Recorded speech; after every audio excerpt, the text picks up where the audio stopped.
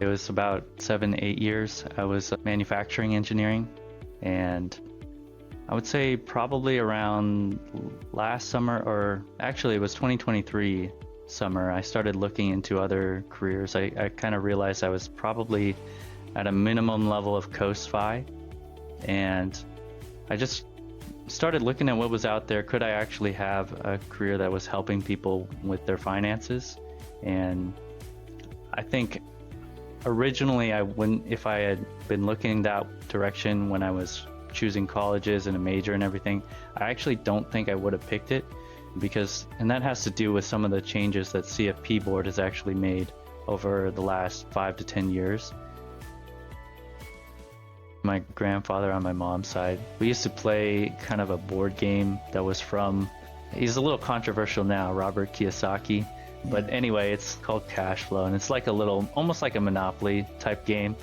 And he even had like a little matching program with me where he would invest and stuff. And I did that completely separate from my parents. And then after college, he had passed away by that point. And so I kind of figured, okay, well, now it's kind of on me to continue that education moving forward. And so when I got that very first job, I looked to those resources that were out there, like a CoastFI and other things that were, I guess, popular at the time. Welcome to Catching Up to FI, a podcast on mindset, money, and life for late starters of any age on their journey to financial independence. I'm Bill, and I'm a late starter. I'm Jackie, and I'm also a late starter, and we're your host. We're here to help you on your journey to financial independence, no matter where you're starting. We're going to talk to experts, other late starters, and explore topics related to our mission. Join us as we catch up to FI together. Hello, and welcome back to Catching Up to FI. I'm Bill Yount with my beautiful, young, and vibrant co-host, Jackie Cummins-Koski. Hey. We're coming to you today, recording on the first day of Financial Literacy Month. We're very excited because by now, after this airs, you'll have heard Paul Merriman tell us all about Financial Literacy Month, and we're just excited to celebrate all month long in April with you. How are you doing, Jackie? I am doing great. You call me young, but you know what? We got a new teammate that has uprooted me as the young person on the team, and we are talking with him today. Patrick. Hey, how you doing? All right, Patrick McDonnell, he is a newly minted CFP candidate. He just passed his exam. We should probably hear about that because it's a lot harder than I thought it would be. And I come from the med school domain, and man, I was like, they actually do test these people. Patrick, how are you doing today? You're out there in the Bay Area, and we're over here on the East Coast. We just saw you. I met you for the first time at Economy, that conference we keep hammering home that is the place to be in Cincinnati in March. And so come with us next year to Economy. But Patrick, it was really nice meeting you, hanging out with you, getting to know you. And we're excited to have you on the show because you're our newest teammate, right? Yeah, I'll be working on the newsletter. I think we will have the video out for that soon from you and Jackie. And I will kind of clarify on the CFP exam. The actual final results aren't out for a couple more weeks, but they rarely overturn the preliminary passes, as I understand. It's mostly the preliminary fails that get reviewed, and rarely some of those questions are deemed not appropriate, and so those turn into official passes instead. You mentioned that. What is the pass rate of this exam? I mean, do they weed people out on this? What percentage of people actually pass the first time? You can actually go through back years and years, but it centers somewhere around 60% pass rate. Yeah, pretty low pass rate. And, so since everybody doesn't pass the first time, some people will take it multiple times, and the pass rate goes down the more times that you take it. So Patrick is right. When we go through the CFP program, they stress to us the terminology that you can and cannot use. So officially, Patrick is a CFP candidate. When you pass the exam, it's technically, you find out the day that you take the exam, but it's preliminary.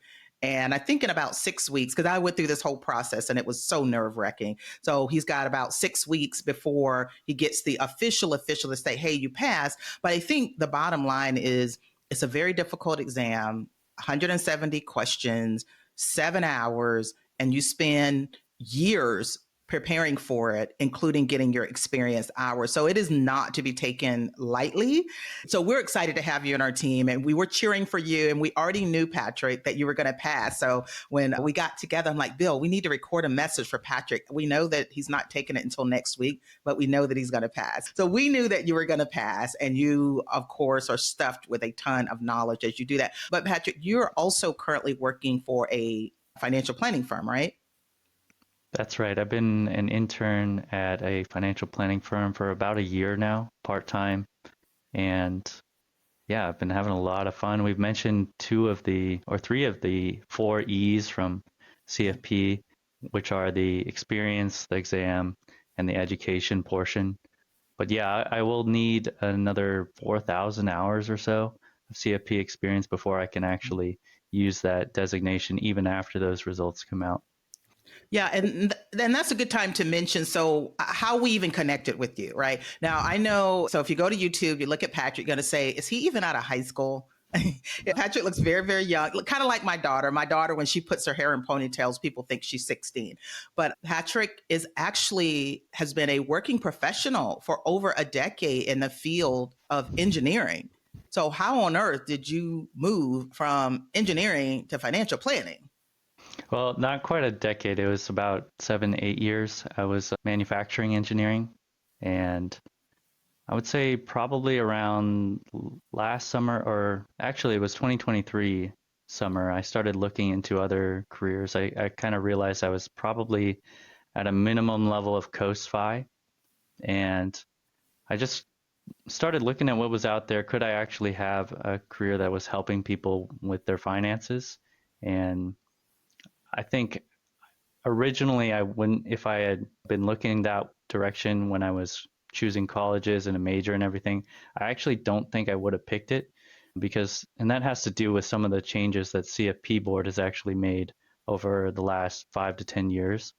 And that is a requirement for fiduciary duty for anything at financial advice or higher. And we can go into those details if you want. But yeah, those changes to CFP board, I would say, is what solidified my wanting to pursue it as a career. I want the ethics commitment. I want the standard kind of that is set by them to at least be a starting place, if you will, for the level of competence that I'm aiming for. It seems like, you've been interested in money for a long time, because when I talked to you, not only did you know about what CFPing was about, but you knew what life planning was about. And we're about to have George Kinder on. Can you whet our appetites a little bit? Because somebody your age, say a decade into your professional career, knows about things that a 50, 60-year-old, I might be the oldest CFP board certificant. You never know. One day I may do it. But for you, I found your knowledge is one of a much more mature person in the space. How did that happen? Yeah, so there's two things I want to hit on there. The first thing is that I got a lot of my early financial education, if you will, from one of my grandparents. And that came primarily after my parents got divorced. I was around 8 at the time, and life just kind of shifted from that point. You have to go to 2 different households, you do the Christmas and the summer thing. Life just looks a little bit different. Then just briefly, because I want to talk about the George Kinder thing for a second, that is actually how I found my firm that I'm at, is they have a focus on life planning and also people that want to move kind of internationally. Specifically, Europe is the main one. They'll help people kind of get situated elsewhere as well. Well, I'm finding it very interesting that divorce and things in life that happen, it's kind of cool to see it through your lens. Like, we have a lot of divorced people. I'm a divorced person, but my experience and our experience as an adult, in the situation, a parent in the situation, is very different than the child in the situation. So it's kind of cool to hear what you have to say about that. And you said, so you found your firm through doing your research about George Kinder, and they operate Well, similarly? yeah, really what it is XY Planning Network is a main company that sets up the fee only days. So that is anyone that doesn't sell for a commission, you would say. That does include the AUM model. And within their search engine, if you will, they have different filters, and one of them is for life planning.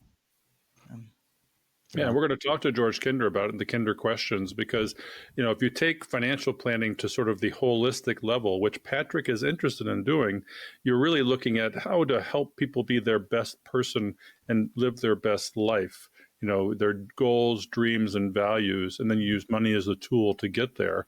And it isn't just about running the numbers, right?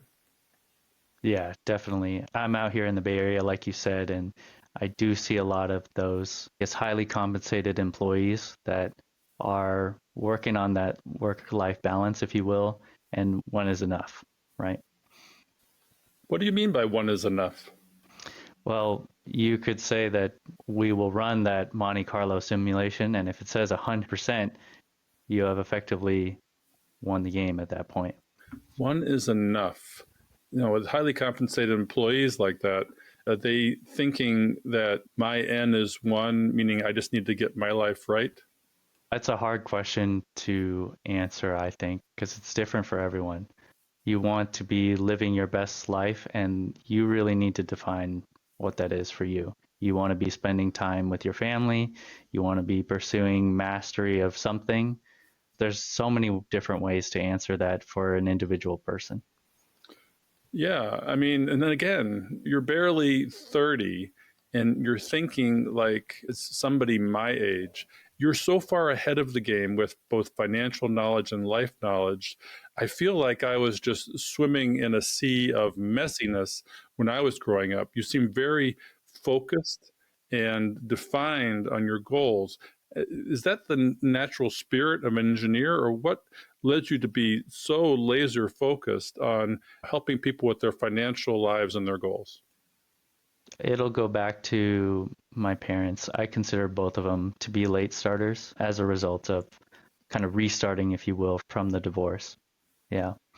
One of them had to go back, my mom had to go back to school and everything and she's actually a teacher for kindergarten. And my dad ended up having to lose ownership of the house, and he kind of had to restart in that way, if you will. Okay. What was it like for them to realize that they were late starters? What age did they wake up? And what was it like for you to see the financial struggles in your parents? Age waking up, that's a tough one. I would say in some ways they're still waking up. I think the high cost of living in the Bay Area, in even the last few years, everywhere has seen it skyrocket, I would say. And they're getting closer to that quote unquote retirement age. And you start asking those questions like, can I afford to keep living here? Can I take care of loved ones if I want to? And yeah, I'm not really sure quite how to answer that age question. But yeah, I think it's a continuous process. Well, and I want to say this. So, a little bit before, you talked about how you had been in your engineering career for about 7 or 8 years, and you got to the point where you were pretty much CoastFI. Okay, that's a big statement. You only had been working for about 7 or 8 years and you reached CoastFI. So how did you do that? Because when I first talked to you, and how did we first meet, Patrick? We first met at FPA Gathering. Yeah, so Financial Planning Association. Okay. Yeah, so they have their community within that's for the next generation planners, pretty much defined as within the first, I would say, 10 years of their career. And so that Right. can be your student right out of college, or that can be someone like me that's changing careers. Like both of us, that's changing careers. Yeah. And so you were given a presentation at Gathering, which is their Oh. annual event. And I was going, wait, that's Jackie. She's the HSA expert. Yeah. And the presentation was not even on HSAs. And it was Mhm. my professor, Dr. McCoy, who I love from Kansas State. She asked me to present with her. And she's my favorite professor because she certainly did not need me to present on that topic. So that is how we met. And did I tell you about economy when we were chatting? And that's how you ended up at economy? That's right. Yeah, I had never gone to economy or any other FI-oriented event before that point. Yeah. And I remember thinking, when you're telling me, okay, at the time you're in your late 20s and you were saying that you wanted to move into financial planning, you had already signed up for a review program. And I'm thinking, ooh, this kid is kind of young. Like, does he know what he's doing? And I asked her, I said, well, do you have a way to support yourself as you make this transition? He says, yeah, I already got all that lined up. And like you had it. So I was blown away. So yeah, how did you get to the point where you were CoastFI after only working for 7 or 8 years in the Bay Area? I don't really know how to answer that one either. Keeping expenses low when you get those raises, try to direct a significant portion towards savings. And then, I'm still single at this point. I don't have a family to support. I'm a renter. I do not have the burden of home ownership in the Bay Area that others do. Okay, I was going to ask you about the home ownership. So I'm just curious, what do rents run in the Bay Area? Is it a 2 bedroom, 1 bedroom? I'm getting a deal from one of my relatives here, but I Okay. would say anywhere around the 2,000 to 3,500 range, depending on that size Oof. and what you're looking for, is pretty normal. And I think you can easily find one's up from there. Wow. I mean, that's just crazy. So if I hear you correctly, you're saying you kept your expenses low.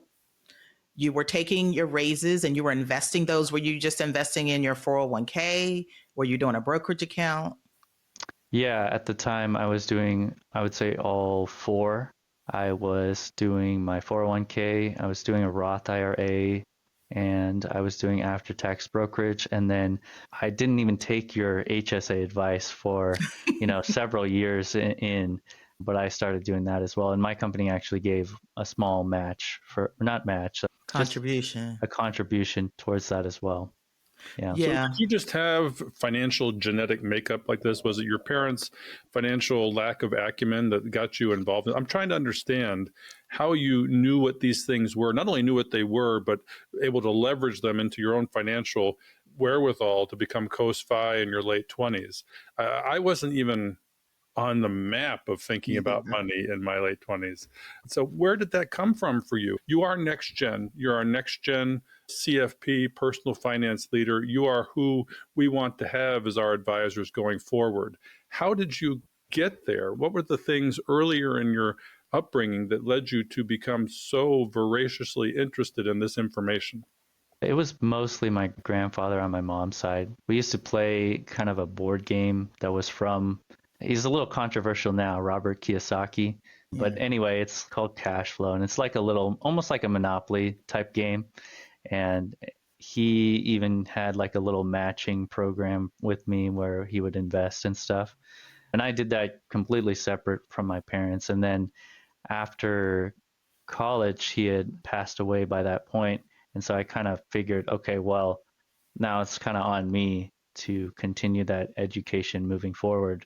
And so when I got that very first job, I looked to those resources that were out there, like a CoastFI and other things that were, I guess, popular at the time back around, what is that, 2017, 18? That's when CoastFI started. So you're the CoastFI generation. Yeah, yeah.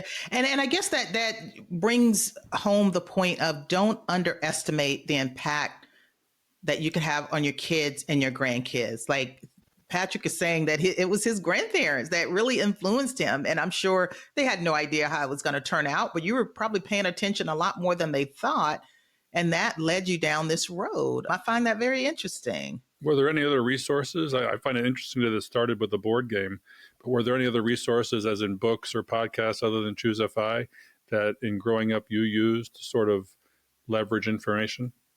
Early on, like anything prior to college, I would say the only thing would be Boy Scouts has a requirement for personal management as one of the merit badges, and that is both time and money. That's a required merit badge for Eagle Scouts still, I think, to this day. Post college time, I don't really think so.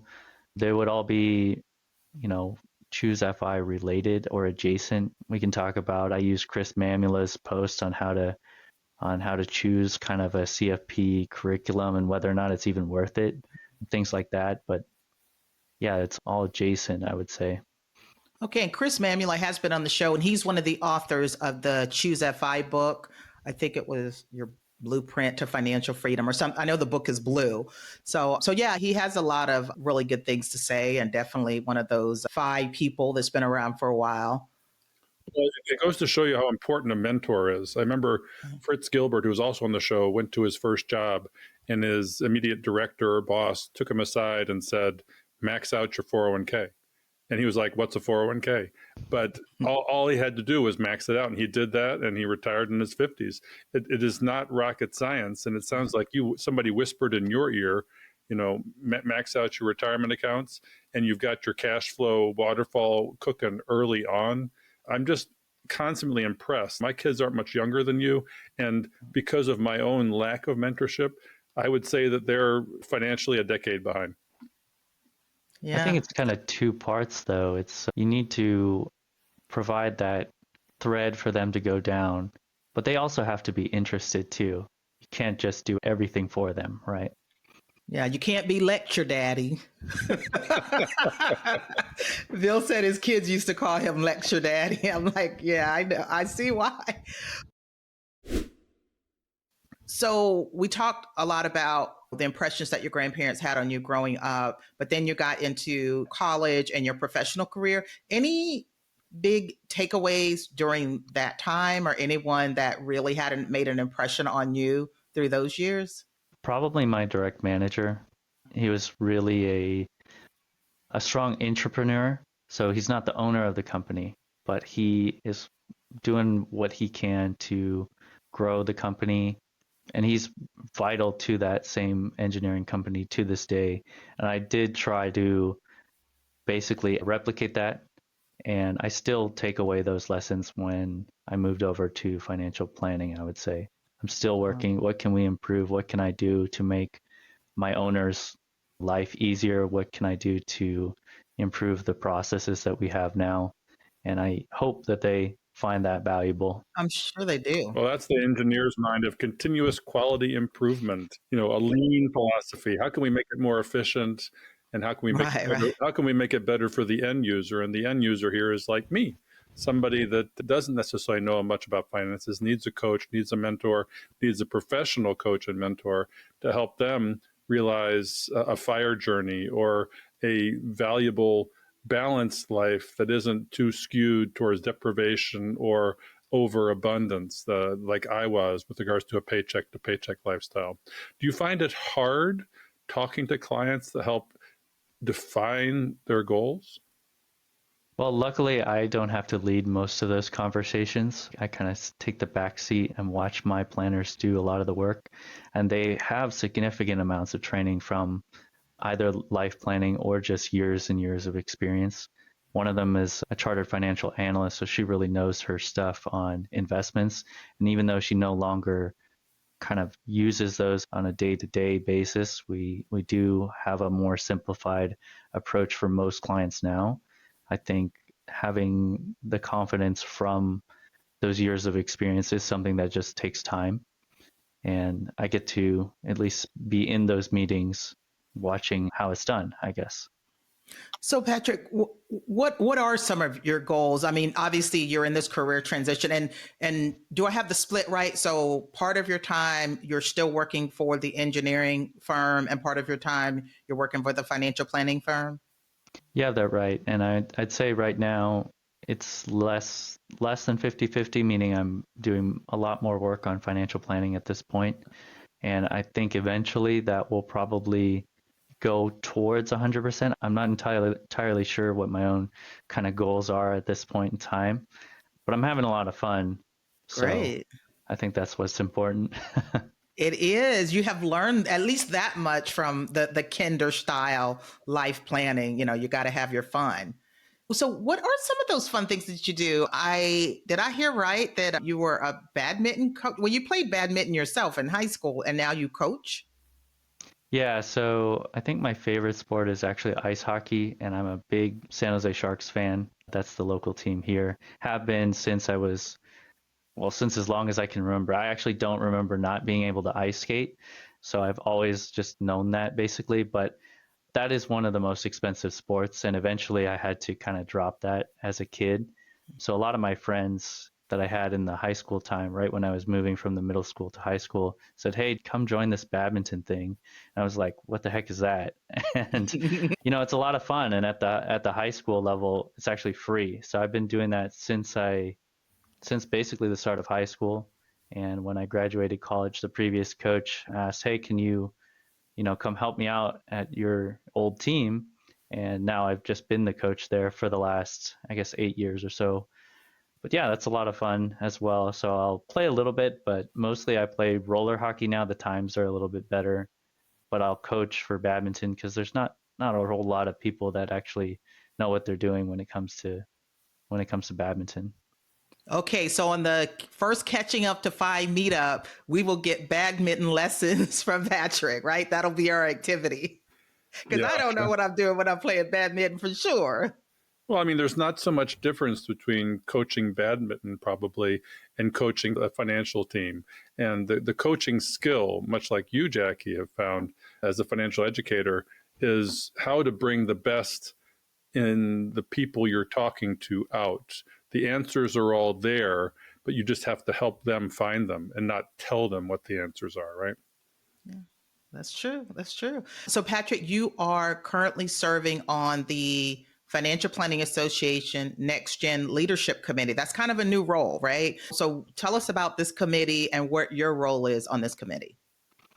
Yeah, so I serve on the local leader team, and what we'll do is make sure that the local FPA chapters, if they want to start a next gen community within their chapter, how to support the next generation of financial planners, that they have resources available to them.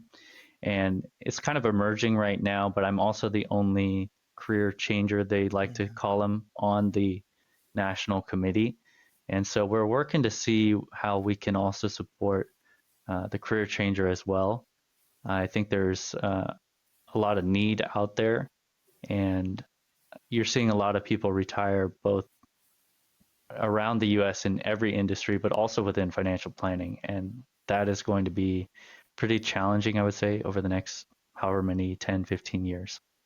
Yeah, they are retiring out or dying out. And I feel like this area, this next gen effort is just so critical because I see so many changes happening in the financial planning industry, like the assets under management model. We know that that is still the most common compensation model. And there's certainly a space for it, but the investment part is no longer the biggest piece of financial planning. You've got taxes, you've got insurance, you've got retirement, you've got all these other things that now are in the forefront. And so the model that was there 20 years ago, I mean, the next generation of financial planners has got to be focusing on something different. And that's why I've chosen to do that. Cody Garrett, he's been on the show. We've had many other CFP professionals and financial planners that are approaching things quite differently. So what financial planning looked like 20 years ago is not how it's going to look like going forward. So you guys have a big task, and I think a very much needed, committee that's working on this. Just for full transparency, my firm does both. We'll have the option of doing either flat fee or the AUM model. And I've kind of got to see how both can be effective. There are a few clients that are not part of this community, not oriented that way, that they will not click the button. If you, no matter what you do, sit down with them, they will not do it, even if it's in their best interest. So yeah, that can be challenging if you don't have discretionary authority, basically. Right. Well, it is hard to move many zeros of money from one place to the other. Think about your mom, Bill. Yeah, Would your mom do it? No, she has a financial advisor, and she should have a financial advisor. She needed somebody to take care of her because it was not in her bandwidth to do so, and I support that. It doesn't really matter what she pays them because it makes her feel safe and secure, and that's just the way it needs to be. She doesn't focus on that. It's just some paternalistic influence that her advisor has, that helps her feel that she's got her money covered. So, it's a sleep factor. You can optimize, and you can pay off your mortgage or you can leverage that money. And she just chooses, and she invests in all individual bonds. She doesn't take on any stock market risk. And she's doubled the size of her portfolio. And 15 years doing it that way. So more power to her. She is a very conservative investor who needs an advisor. And I applaud her because as a late starter, the best gift she gave her family was her own financial independence. Yeah. And thank you for bringing that up, Patrick. I think one of the biggest things that I learned and had to correct my opinion on was these compensation models. I pretty much thought that the assets under management that made sense for no one. And after being a part of the industry and seeing so many different people, not everyone is a do-it-yourselfer. Some people really do want someone else to manage their investments. So now my opinion is that be clear on what you're looking for and be clear about what you're paying. It's like if you are paying based on the size of your assets, at least know what the dollar amount version that is. And I will encourage people to look at their statement and just be transparent for the planner to be transparent and make sure your clients understand what they're paying. And when I'm talking to people, I want, if they want someone to manage their investments, that's fine. But I want to walk them through, okay, let's see what you're paying just so that you're aware this is another expense that you have. So I kind of had to take a second look at that and realize that everybody is not a do-it-yourselfer. And that is obviously the most common model that's out there. So how can you best embrace it if you're the type of person that wants someone to manage your investments? I mean, Patrick mentioned clicking the button. I remember talking to my sister, and she had some money that was sitting in cash. And she was looking after listening to Jeremy, our friend at Personal Finance Club, about lump sum versus dollar cost averaging. And she was wanting to lump sum a 6-figure amount into a taxable brokerage. And she literally had to have somebody help her click the button because, as you know, it can go down the next day and you've got to have a long-term view. But moving your own money, and especially when there's several zeros involved, can be anxiety provoking. And emotions are a big part of what we have to manage, or financial advisors have to help others manage, right? Yeah, that's right. Yeah. So, Patrick, you talked a lot about your grandparents. Let's talk a little bit about your parents, because obviously that's where you probably spent the most time with growing up. So how would you characterize them in terms of what you were learning about money and maybe how they approached money? Oh, that's a tough one. Yeah, I don't want you to get your parents in trouble or nothing like that. But, one thing that stuck with me that you already said was that the ice hockey was very expensive and it's one of the most expensive sports. And you were in middle school at this point. Is that right? Yeah, so I had kind of tried to transition to roller hockey a couple times, but it's just not the same. Ice hockey, yeah, you have all the equipment, facilities itself. You got your parents waking up at 5:30 in the morning to go to these practices and things like that. Yeah, and just when you have to support 2 households now, basically, instead of one, you don't really even need numbers to know that is more difficult. When I attended like private preschool even, and then, a few more years roll around, there's a couple more kids in the situation by that time. It just becomes a lot more challenging. I mentioned my mom went back to school to get her teaching credential. And so, yeah, she's been a teacher for the last, I would say, around 10, 12 years.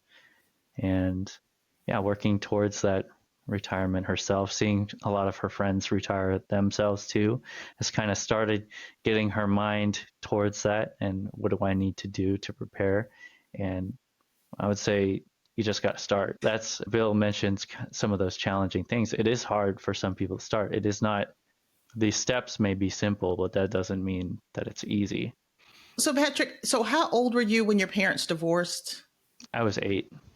Okay, so did you notice differences in the two different households, like times, going back to Robert Kiyosaki, the differences in the time and the lifestyle that you had when you were with your mom versus the time that you was in your dad's household and your lifestyle there? Was it pretty much the same, or?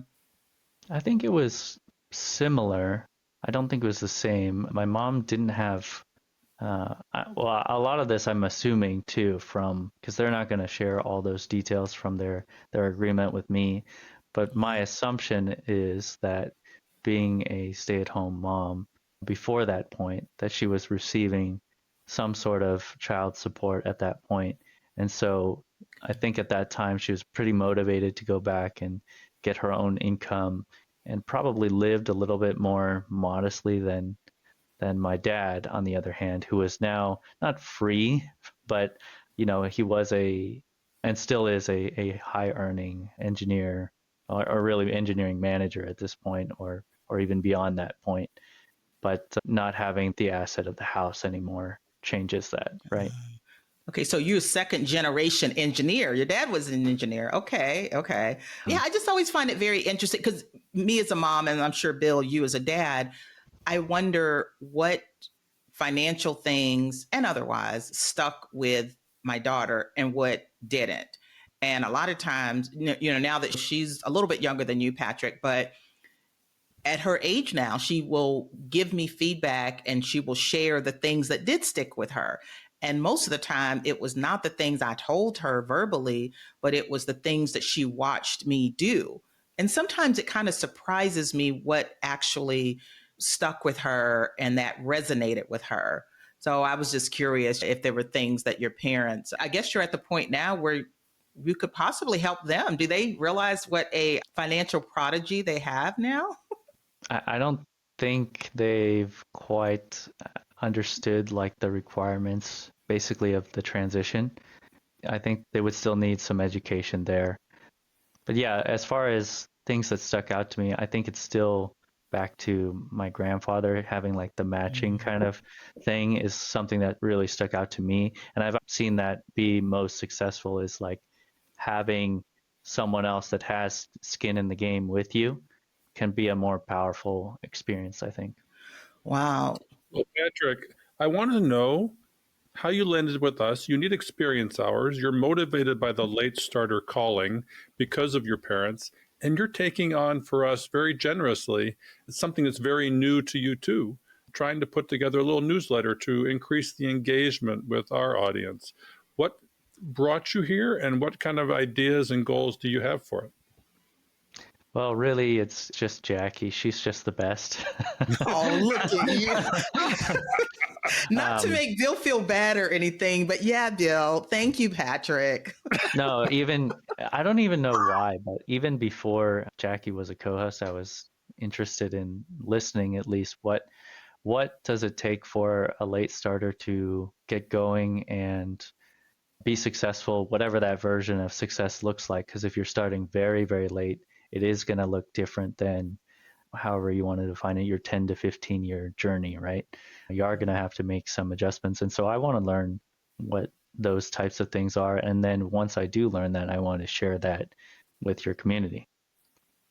Yeah, and we appreciate that. I know initially I just wanted to have some kind of trade to say, hey, we can give you experience hours because I learned that as far as CFP experience hours, it doesn't just have to be one-on-one financial planning. It could be financial education, content creation, things like that. So that's where the marriage kind of came together. So Patrick, you will be a huge value to the team because Bill sucks at technology.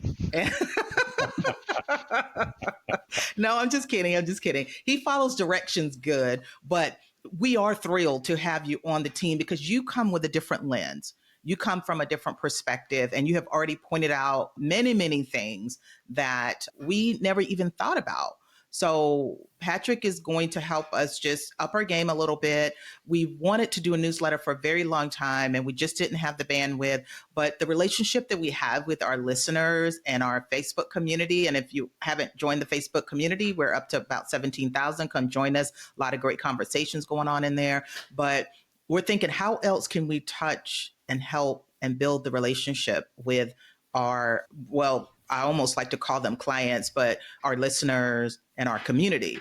And the newsletter's a big deal. And then we'll be looking at some other ways that we can provide content, your knowledge as a going for your CFP. There's a lot of knowledge that we gain, and I gained a lot of it even besides the CFP exam.